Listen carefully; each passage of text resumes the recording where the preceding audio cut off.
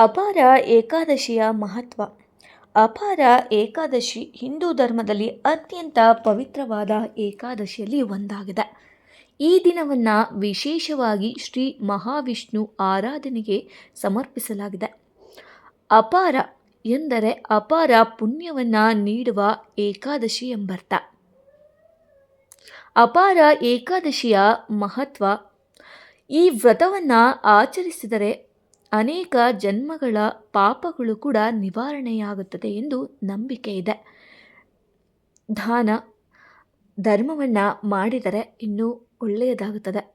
ಧನ, ಆರೋಗ್ಯ, ಶಾಂತಿ ಮತ್ತು ಆಯುಸ್ಸು ಕೂಡ ದೊರೆಯುತ್ತದೆ. ಮನಸ್ಸಿಗೆ ನೆಮ್ಮದಿ ಮತ್ತು ಆತ್ಮಿಕ ಶಕ್ತಿ ಕೂಡ ಹೆಚ್ಚಾಗುತ್ತದೆ. ವಿಷ್ಣುವಿನ ಕೃಪೆಯಿಂದ ಸಂಕಷ್ಟಗಳು ಕೂಡ ದೂರವಾಗುತ್ತದೆ. ಈ ದಿನ ದಾನ, ಜಪ, ಪೂಜೆ ಮಾಡಿದರೆ ಅನಂತ ಪುಣ್ಯ ಕೂಡ ಲಭಿಸುತ್ತದೆ. ಪೂಜೆ ಮಾಡುವ ವಿಧಾನ ಇಲ್ಲಿದೆ. ಬೆಳಗ್ಗೆ ಬೇಗ ಎದ್ದು ಸ್ನಾನ ಮಾಡಬೇಕು. ಮನೆಯ ಪೂಜಾ ಸ್ಥಳಗಳನ್ನು ಸ್ವಚ್ಛಗೊಳಿಸಬೇಕು. ವಿಷ್ಣು ದೇವರ ಚಿತ್ರ ಅಥವಾ ವಿಗ್ರಹಕ್ಕೆ ತುಳಸಿ ಅರ್ಪಿಸಬೇಕು. ದೀಪ ಹಚ್ಚಿ ವಿಷ್ಣು ಸಹಸ್ರನಾಮ ಅಥವಾ ವಿಷ್ಣು ಮಂತ್ರವನ್ನು ಜಪಿಸಬೇಕು. ಸಾಧ್ಯವಾದರೆ ಉಪವಾಸವನ್ನು ಆಚರಿಸಬೇಕು. ಮತ್ತು ಅಪಾರ ಏಕಾದಶಿ ದಿನ ಮಾಡಬೇಕಾದದ್ದು ಯಾವುದು? ಮೊದಲನೆಯದಾಗಿ ತುಳಸಿ ಪೂಜೆ, ಅನ್ನದಾನ, ವಿಷ್ಣು ಕಥೆ ಕೇಳುವುದು, ಭಜನೆ ಮತ್ತು ಜಪವನ್ನು ಮಾಡುವುದು. ಈ ದಿನ ಯಾವ ತಪ್ಪುಗಳನ್ನು ಮಾಡಬಾರದು? ಸುಳ್ಳು ಮಾತನಾಡುವುದು, ಕೋಪ ಮತ್ತು ಜಗಳವನ್ನು ಮಾಡಿಕೊಳ್ಳುವುದು, ಮಾಂಸಾಹಾರ ಸೇವನೆ ಮಾಡುವುದು, ಕೆಟ್ಟ ಚಿಂತನೆಗಳನ್ನು ಆಲೋಚಿಸುವುದು.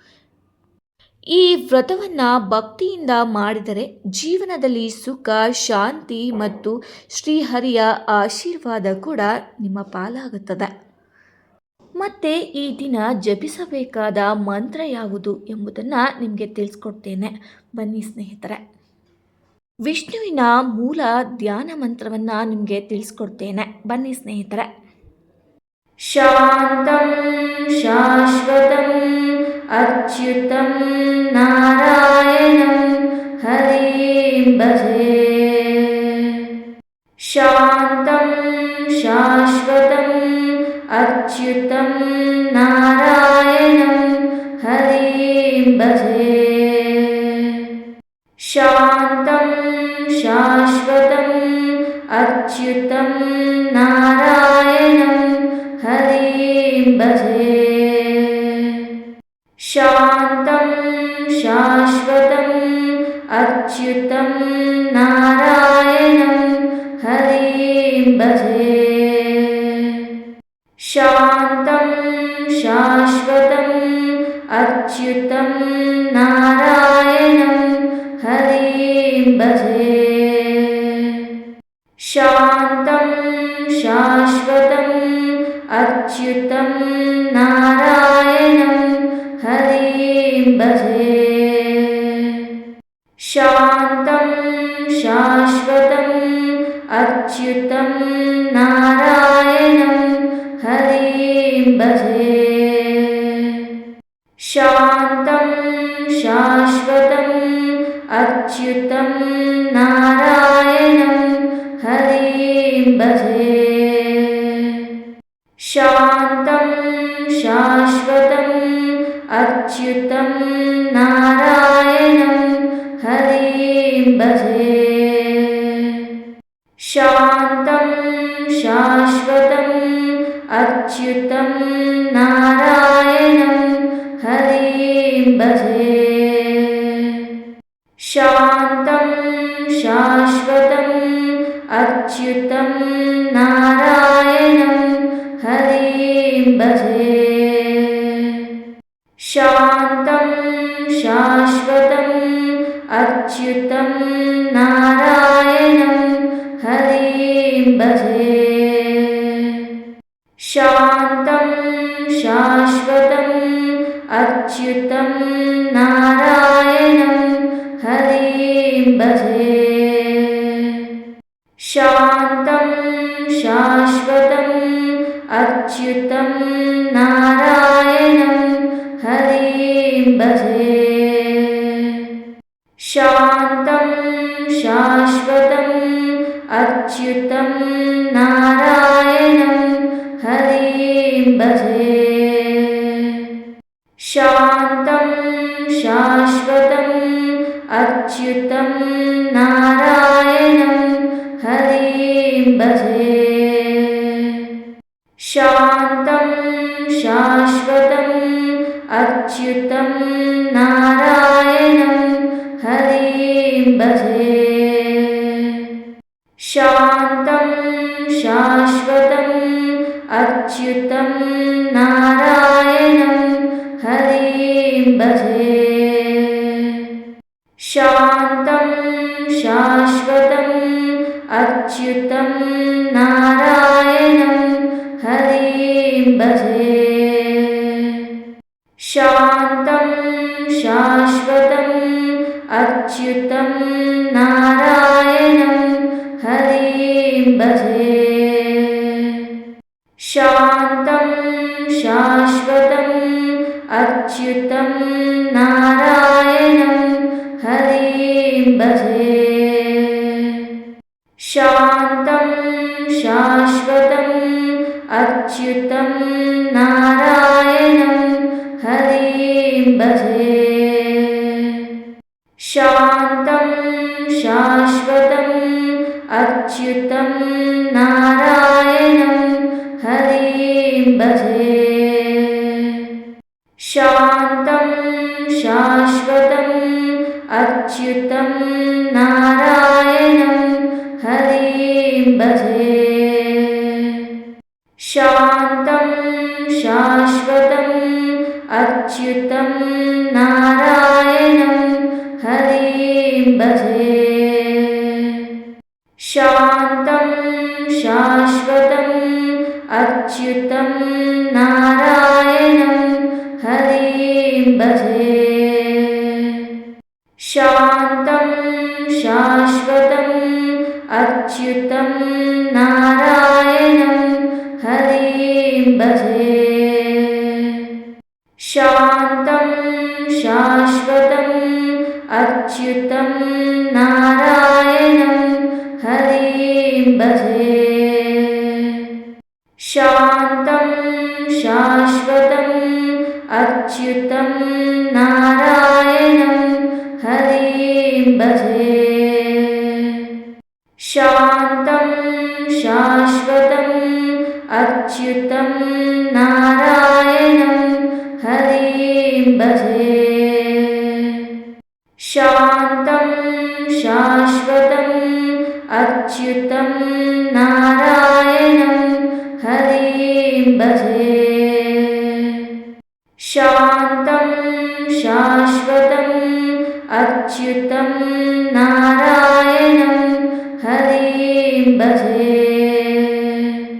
शान्तं शाश्वतम् अच्युतं नारायणं हरिं भजे। शान्तं शाश्वतम् अच्युतं नारायणं हरिं भजे। शान्तं शाश्वतम् अच्युतं नारायणं हरिं भजे। शान्तं शाश्वतम् अच्युतं नारायणं हरिं भजे। शान्तं शाश्वतम् अच्युतं नारायणं हरिं भजे। शान्तं शाश्वतम् अच्युतं नारायणं हरिं भजे। शान्तं शाश्वतम् अच्युतं नारायणं हरिं भजे। शान्तं शाश्वतम् अच्युतं नारायणं हरिं भजे। शान्तं शाश्वतम् अच्युतं नारायणं हरिं भजे। शान्तं शाश्वतम् अच्युतं नारायणं हरिं भजे। शान्तं शाश्वतम् अच्युतं नारायणं हरिं भजे। शान्तं शाश्वतम् अच्युतं नारायणं हरिं भजे। शान्तं शाश्वतम् अच्युतं नारायणं हरिं भजे। शान्तं शाश्वतम् अच्युतं नारायणं हरिं भजे। शान्तं शाश्वतम् अच्युतं नारायणं हरिं भजे। शान्तं शाश्वतम् अच्युतं नारायणं हरिं भजे। शान्तं शाश्वतम् अच्युतं नारायणं हरिं भजे। शान्तं शाश्वतम् अच्युतं नारायणं हरिं भजे। शान्तं शाश्वतम् अच्युतं नारायणं हरिं भजे। शान्तं शाश्वतम् अच्युतं नारायणं हरिं भजे। शान्तं शाश्वतम् अच्युतं नारायणं हरिं भजे। शान्तं शाश्वतम् अच्युतं नारायणं हरिं भजे। शान्तं शाश्वतम् अच्युतं नारायणं हरिं भजे। शान्तं शाश्वतम् अच्युतं नारायणं हरिं भजे। शान्तं शाश्वतम् अच्युतं नारायणं हरिं भजे। शान्तं शाश्वतम् अच्युतं नारायणं हरिं भजे। शान्तं शाश्वतम् अच्युतं नारायणं हरिं भजे। शान्तं शाश्वतम् अच्युतं नारायणं हरिं भजे। शान्तं शाश्वतम् अच्युतं नारायणं हरिं भजे। शान्तं शाश्वतम् अच्युतं नारायणं हरिं भजे। शान्तं शाश्वतम् अच्युतं नारायणं हरिं भजे। शान्तं शाश्वतम् अच्युतं नारायणं हरिं भजे। शान्तं शाश्वतम् अच्युतं नारायणं हरिं भजे।